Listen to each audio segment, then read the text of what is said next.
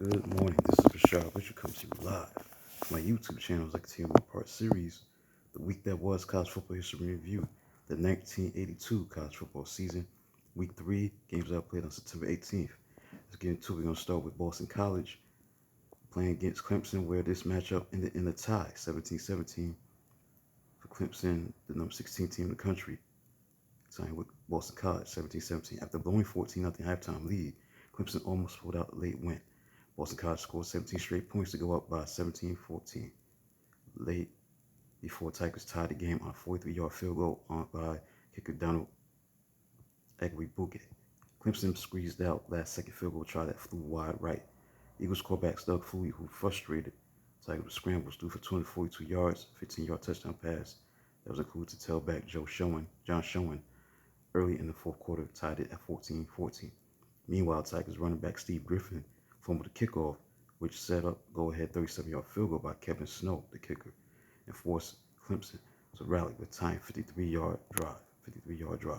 The Tigers did most of the damage on the ground offensively, rushing for 254 yards. That was topped by tailback Cliff Austin.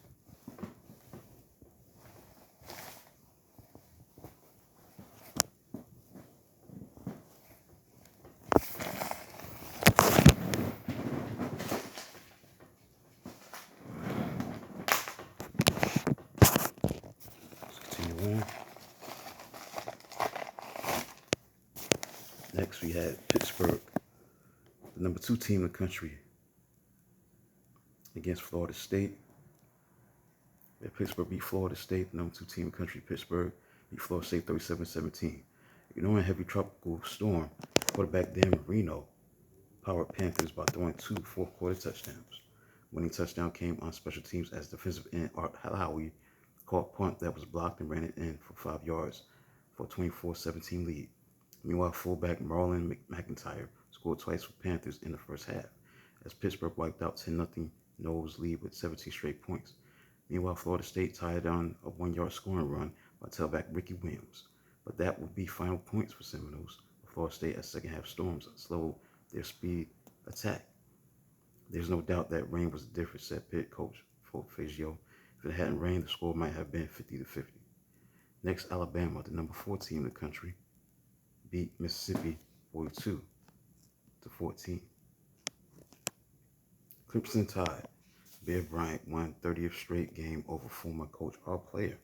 In this case, Mississippi coach and former Alabama quarterback Steve Sloan.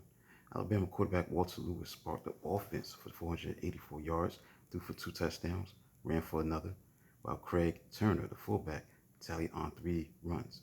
The Tide gained 296 yards rushing. Lewis broke open 14-7 game in the second quarter with 80-yard touchdown bomb to wide receiver Jesse Bendros, and a 16-yard touchdown dash in third quarter put dagger in Rebels' hearts.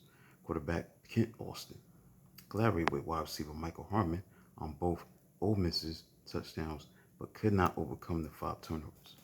Next, we had Michigan, number 10 team in the country, facing number 20 Notre Dame, where number 20 Notre Dame beat number 10 Michigan 23-17. The Irish defiant Irish in Notre Dame used first ever night game at Notre Dame Stadium to show that 1981's losing record was an aberration. Converting a pair of fumbles into 10-0 lead, the Irish never trailed. Notre Dame linebacker Larry Mariardi rushed for 116 yards, scoring on a 24-yard burst, bullying his way between 37 yards on a big play that helped find field position after the Wolverines had pulled to within 23-17. Notre Dame defense had 7 sacks of quarterback Steve Smith in holding Michigan to 41 yards rushing. When Michigan scored its touchdowns, it was in wild fashion as wide receiver Anthony Carter returned a punt for 72 yards and a touchdown in the third quarter. And tailback Rick Rogers scored on a 29-yard pass play when Smith's throw was batted by Irish cornerback Dave Dorson onto back of safety Stacey Torrent. Rogers snatched it and took off. Next, we got Iowa State beat Iowa 19-7. Iowa State beat Iowa 19-7. Colorado beat Washington State 12-0.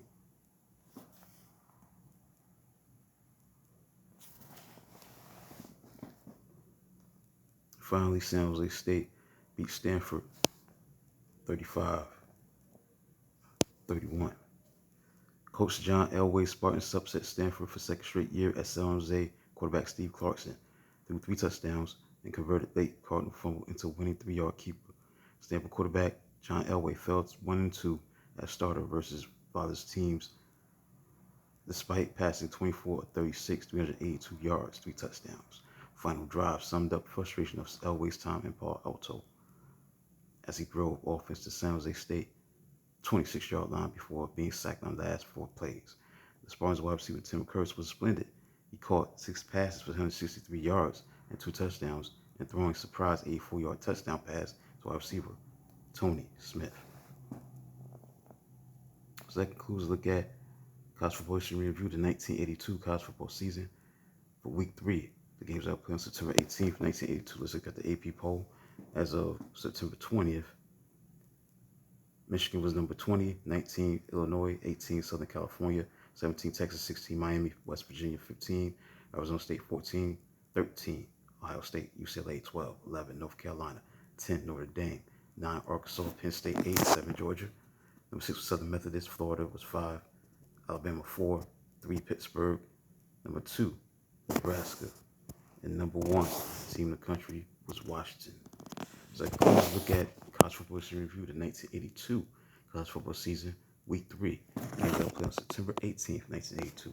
Please like, subscribe, and comment on the channel. Do a video on this magnitude tomorrow. Until then, talk to you soon.